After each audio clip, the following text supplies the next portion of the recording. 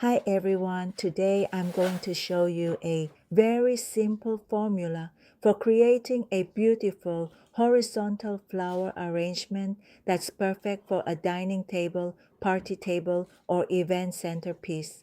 This is a very easy arrangement to make, so even if you're new to flower arranging, you can follow along with me step by step. Now let's get started. First, I'm going to work with the hydrangea. I'll place one hydrangea right in the center of the container. I'm going to keep it fairly low because this will be the focal point of the arrangement. Next, I'm going to work with the roses. Before placing them, I like to gently open the outer petals. This is what I call a refreshed rose. By opening the petals slightly, the rose looks larger, fuller, and more luxurious. I'll place 2 roses on both sides of the hydrangea, slightly angled upward.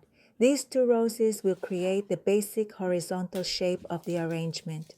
Now I'll take the 3rd rose and place it at about a 45-degree angle, right between these 2 roses.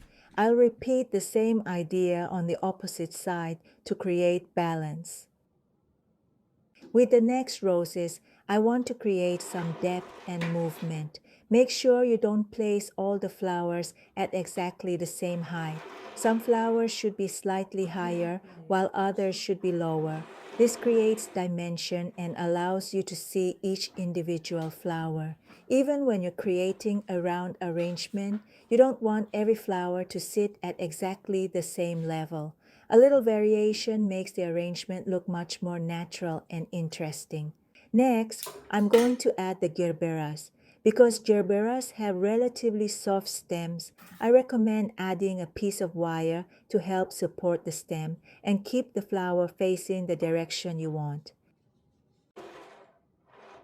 Next, I'll add the carnations. I'll place them between the roses using 2 carnations at slightly diagonal positions to create additional points of interest. The carnations help fill the arrangement while also adding a different flower shape and texture. Next, I'll use alstroemeria to fill in the empty spaces between the flowers.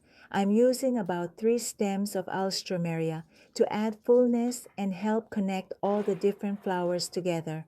Before using alstroemeria, I like to remove most of the leaves because the leaves can turn yellow quite quickly. Removing the unnecessary leaves helps keep the arrangement looking fresh and clean. Now it's time to add the greenery. For the greenery, you can use whatever foliage you have available. At this stage, the greenery is mainly being used as a filler. It's not responsible for creating the main shape of the arrangement, so you can place it quite freely. Just look for any empty areas and add greenery when needed to make the arrangement look fuller and more natural. Now I'll add the lily. I'll place it between the flowers to add another beautiful focal point and bring some variety to the arrangement. At this point, I'll start working on the front-facing side of the arrangement. Although this arrangement can be viewed from all 4 sides, I'm going to focus on one side first and create the main visual point with the flowers. Finally, I'm going to use baby's breath to fill in the spaces between the flowers. Baby's breath is great for connecting all the flowers together. It softens the arrangement and gives it a fuller, more finished look. And there we have it. Our horizontal centerpiece arrangement is finished. As you can see, the formula is very simple and you can easily adjust the flowers depending on what you have available. I hope this tutorial helps you create your own beautiful centerpiece for your next dinner, party, wedding, or special event. Thank you so much for watching my video. I hope you enjoyed this tutorial and I hope you'll give this flower arrangement a try yourself. See you in my next video. Bye.